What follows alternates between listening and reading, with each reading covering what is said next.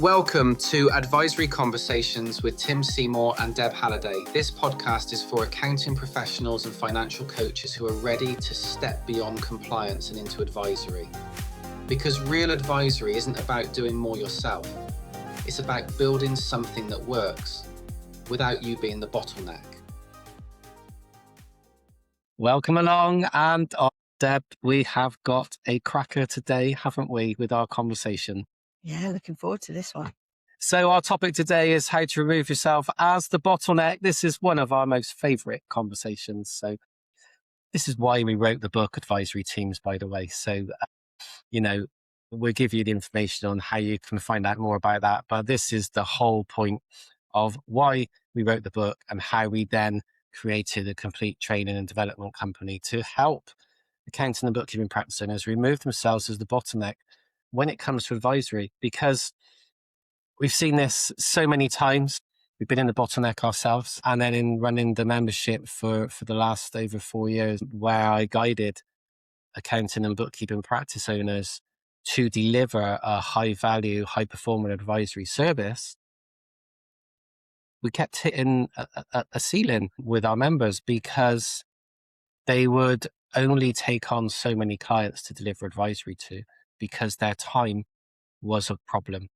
So we wrote the book Advisory Teams so that we could teach and train, your practice owners how to develop their team members and how their team could start delivering advisory. And this is what we're going to be talking about today, how you remove yourself as a bottleneck. And Deb, you found yourself starting to become the bottleneck in your business, the accounts ladies, didn't you? But you recognized it.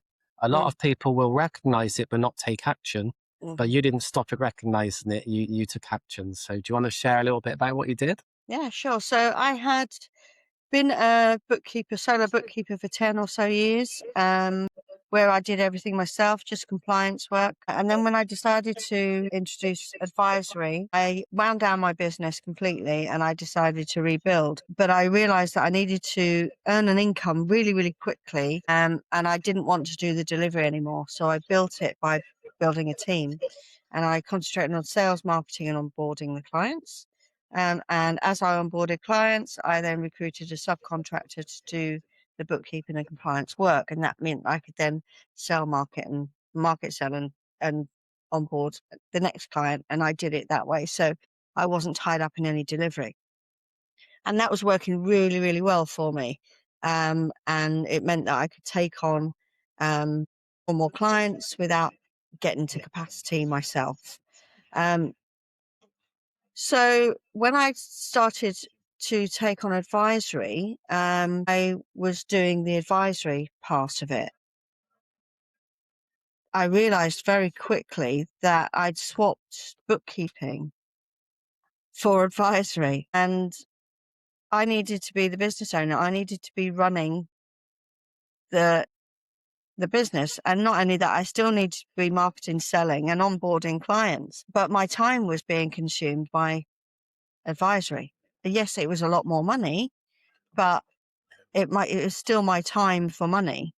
And I love Michael E. Gerber, his book, I mention it all the time. His business owners should not be the technician. They should not be delivering. Their role is to build a team that delivers.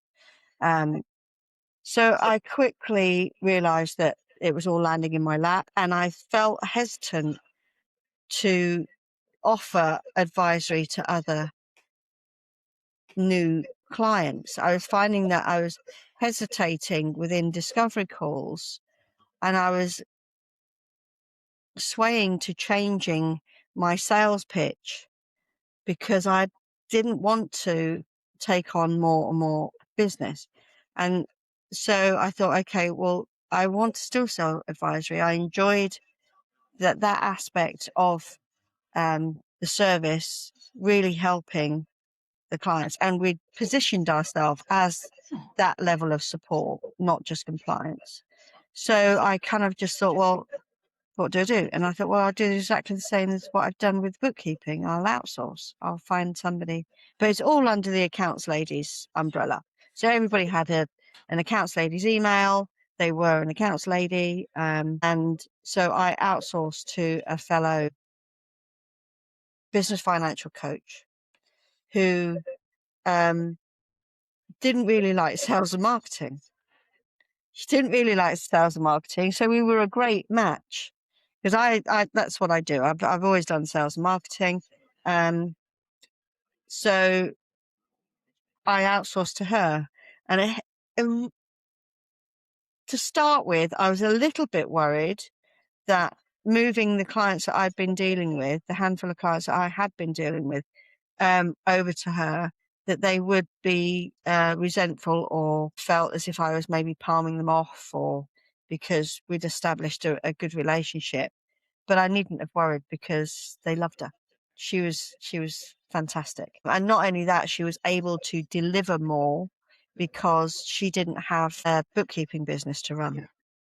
So she had far more capacity than I did, being the business owner, to, I mean, if you think about it, I'm running my own business, trying to develop my own business. How many other businesses can you try and develop and make successful?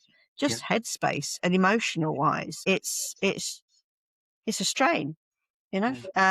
Especially if these other businesses are not doing very well and they're paying you to help them sort out problems. Yeah. So so that worked really, really well. But I realized that she would get to capacity. Also, it was quite a cost to us as a business. So there wasn't much margin in that service anymore, but it was still well worth doing. I never regretted it. So it was well worth doing. But I kind of thought, well, let's to expand the services and be able to serve more clients. The next level would be to train the team. So I started to train the team, and first of all, I trained them on a cash management system that we knew, and they got proficient and confident in that. And then once they'd learned that, it moved on to expenses exercise, making sure the costs are optimal, and then any debt management, snowball debt is what we concentrated on initially. They were like our core advisory services that we offered within our team. Then they progressed to owner's pay and pricing, etc. But they were the core three that we started off. And once they got confident and experienced in those, they were ready to take on any. They really enjoyed that aspect of it. And naturally the conversations grew with the clients, and they just moved on to other strategies. So that's how I tackled being the bottleneck. And then we started to put it online, so they had a process to follow, and it meant that anybody could jump in. So if a subcontractor or team member was absent for whatever reason, another person could jump in because it was all systemized. And they knew the same strategies. I taught them all the same way. So so that's how I managed it. And amazingly well as well, I might add. But for a lot of practice owners, they've built their business up from nothing, as we all have, and they've got long-standing clients that have only ever dealt with them. So they've got like these legacy clients. Then they've got new clients coming, and perhaps the compliance is being delivered by members of the team. But when it comes to asking for help, support, advice, the client will naturally want the person who runs the business to help them. And, that tends to be a feeling that we get from our clients. But I want to talk, for me, I want to talk to Tim.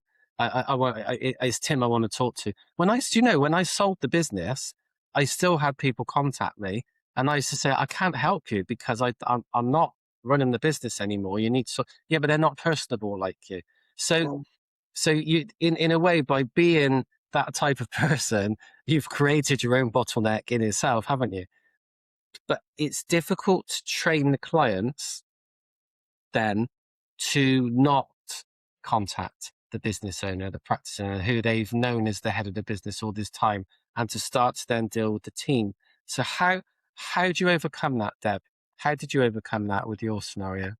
Positioning, really, because I think if the client trusts you to give them advice and suggestions, and they take that as valuable, and they don't necessarily question you, then they won't question you when you say that so and so is heading up that particular, or I'm leaving you in very good hands, because they're your team member. Yes, there's a certain amount of, well, I know you and you know my business. But if you've got the systems in place and you position it correctly, you say, well, all your data is on our system. And I have briefed this new member, your new contact, on everything, on all our meetings. So it's a case of introducing them. Maybe introduce them into a meeting. So you do the handover, which I used to do. I didn't used to just dump them. I used to just have a meeting and explain and sing the team members' praises. That does a number of things. It shows the business owner how confident you are in the team member. And it also gives the team member confidence, because they know that they can hear what you're saying about them. So, so that's really how I tackled it.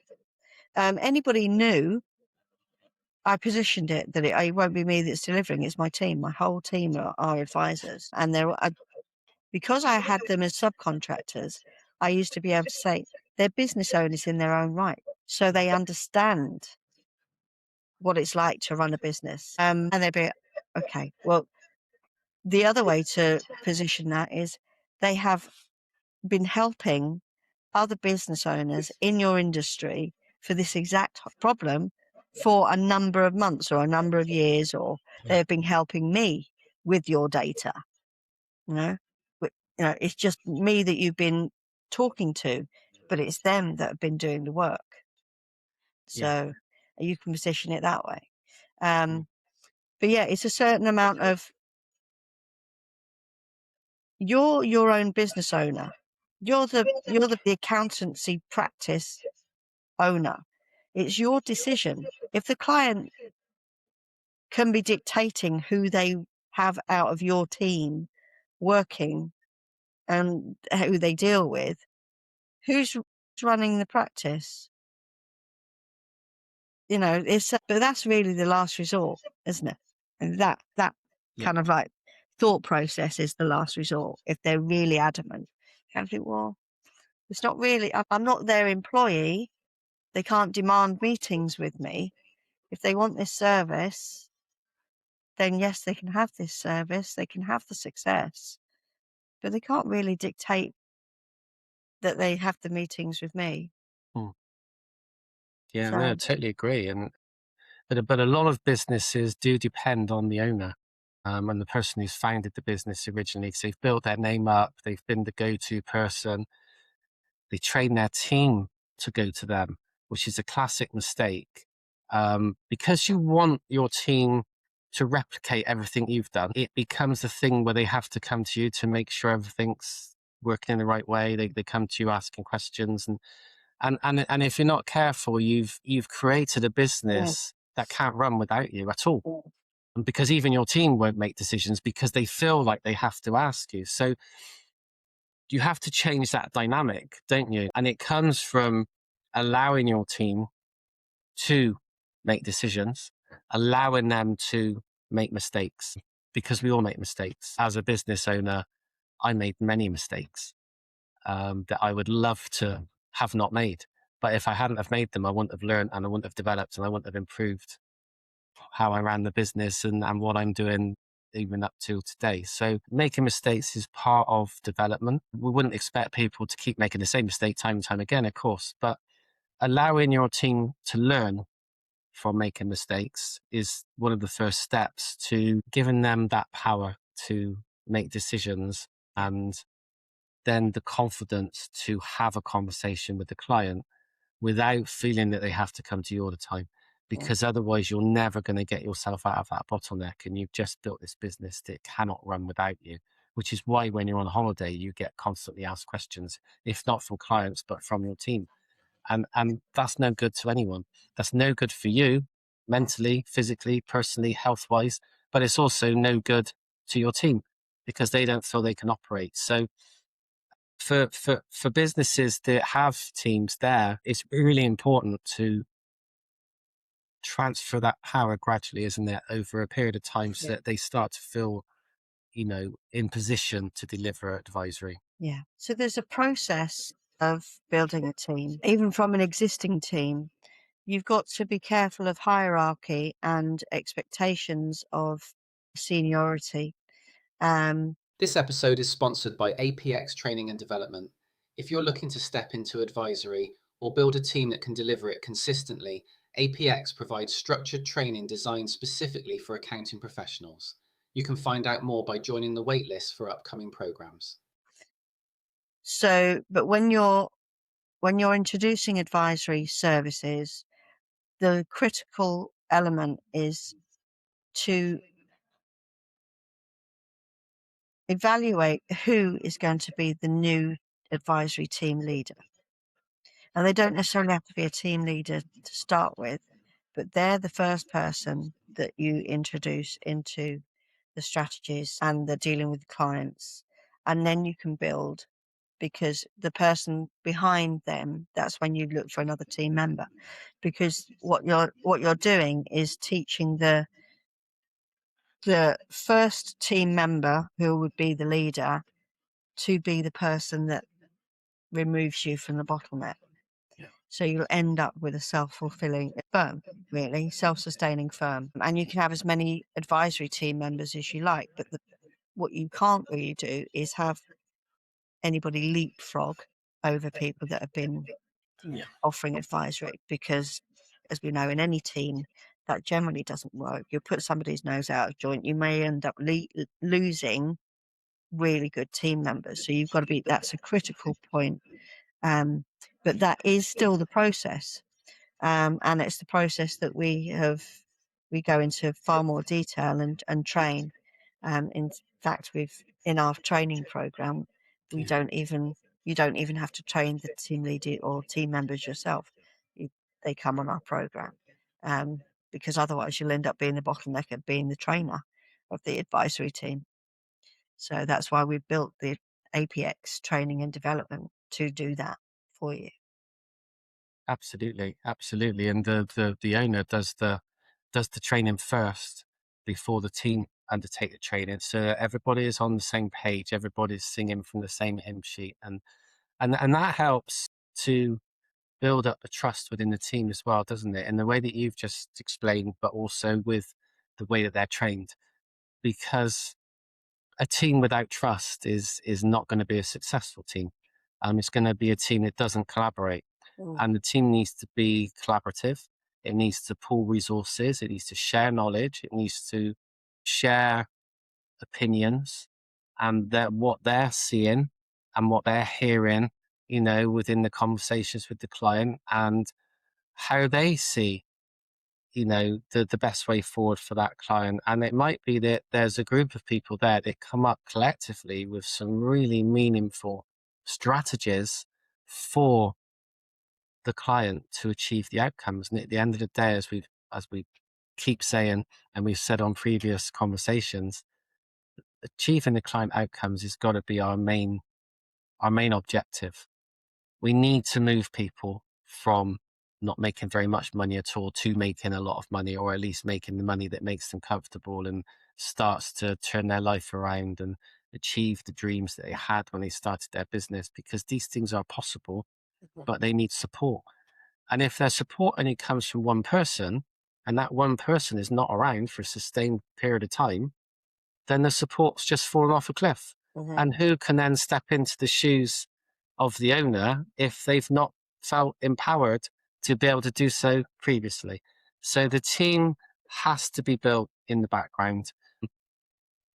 And there needs to be an element of freedom that they can follow a pathway to guide the client towards. And that comes from structure. And again, Deb, you mentioned our training programs, but a lot of those structures are shared within the program of how they can work together and how they can build some leadership from within the team, but also how they can collaborate and work together to create the desired outcomes. And then, as we've said before, if you've got 5 people in a team, you've got 5 times the amount of clients you can serve, because there's more input, there's more knowledge, there's more opportunity for sharing that knowledge with the clients.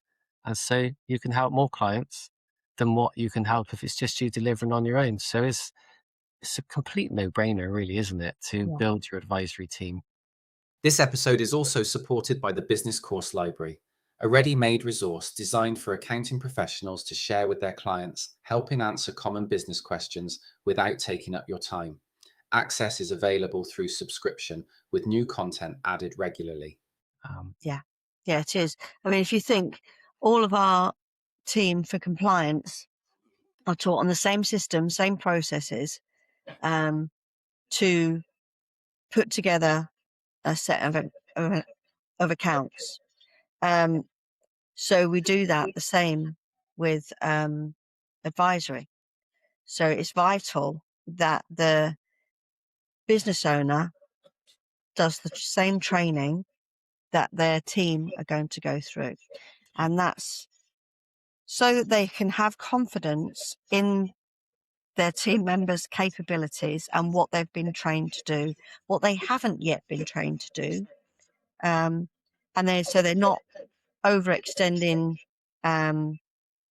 their capabilities and they're undermining their confidence. But knowing that they will be trained on that at a certain stage when they get to a certain level.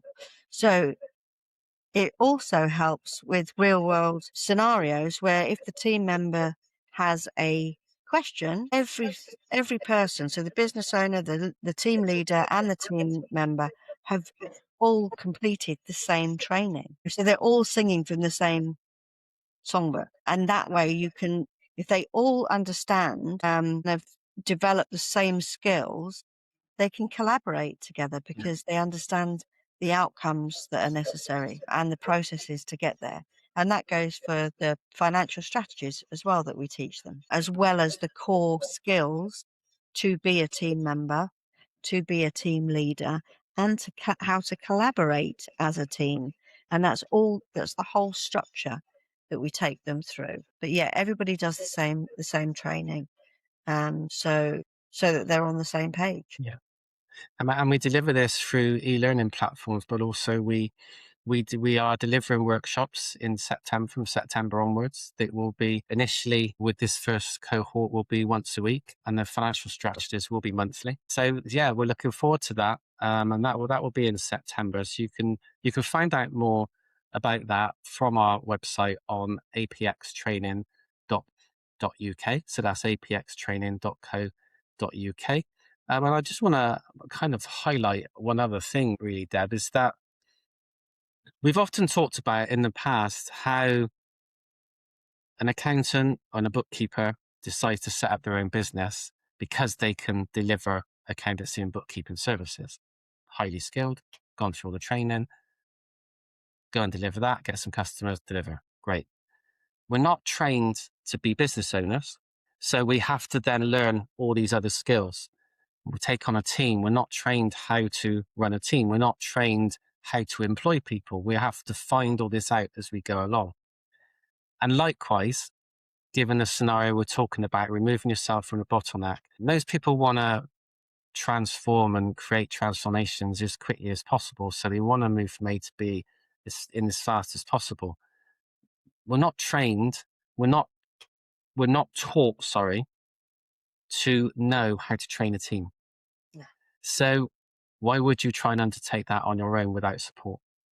Because you're then creating an even bigger bottleneck for yourself, because you're not only trying to deliver advisory to clients, you're also trying to train someone from your team who you've probably randomly selected as the best person to do it. They might not actually have the right attributes to be the one delivering advisory. It might be that person might be great at finding the insights and identifying the patterns, but might not be the one to be sat in front of the client every time. So we set up APX training to solve that problem so that you can come straight to us, be trained yourself, then your team can come to us and be trained. And then your clients will get the quickest route to their achieving their outcomes from your strategies and advisory sessions that we're going to teach you how to deliver. And we're going to teach you all the strategies you need as well to be able to deliver great advisory from you and your team, therefore removing you from the bottleneck. So I just wanted to share that. I'm also gonna share how you can join us on our free community sessions that we hold every Tuesday at 9:00, and that means you head to Facebook, click in advisory teams. You'll find a graphic of me and Deb saying advisory teams. We will let you in after you answer a couple of questions, and then you will have access to our free training sessions that we hold every Tuesday at 9:00. It's called Croissants and Coffee because there's a breakfast meeting in its own little community within itself. All the sessions are free. Come along and chat about all of these topics and learn how you can remove yourself as a bottleneck from your business, because we know there's a lot of you out there stuck in this bottleneck because we've been there.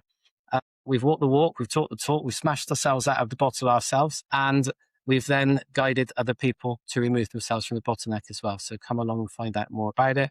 And also go to apxtraining.co.uk to find out more about our training programs, to find out more about what we do, to access the PDF, free PDF download, or the free audio book of Advisory Teams, which is the book we wrote that is all about removing yourself as a bottleneck when it comes to delivering advisory. So there's lots of little options for you to take now to find out more and continue. Please subscribe to this podcast and keep coming along and enjoying our conversations, because we truly do want to help you. Like I say, we've been the bottleneck in our own businesses. We know how stressful, we know how hard a place that can be. We don't want that for you. We want you to be able to have freedom from your business and be able to choose what you do with that freedom, whether that is continuing doing what you want to do within your business, whether it's taking your business into a higher level, whether it's actually, I don't want to work in a business at all, I want to be sailing on my yacht around the Pacific Ocean, or whether it's I'm off skiing for 3 months every winter. I'll catch up with the business when I'm back because it runs without me. These are the things we want you to be able to make decisions on yourself. They are all achievable. They sound like pipe dreams right now, but believe me, you can get there. If you put yourself in a position to change, you can change. So thank you for joining us, Deb. Thanks as always for all of your insights and for answering my questions, especially when I put you on the spot with some of them. I know I do it. I don't mean to, but it was That's okay. Thanks, Deb. See you soon. Thanks, Tim. Thanks for listening to Advisory Conversations with Tim Seymour and Deb Halliday. If you found this useful, make sure you're subscribed so you don't miss the next episode. We'll see you next time.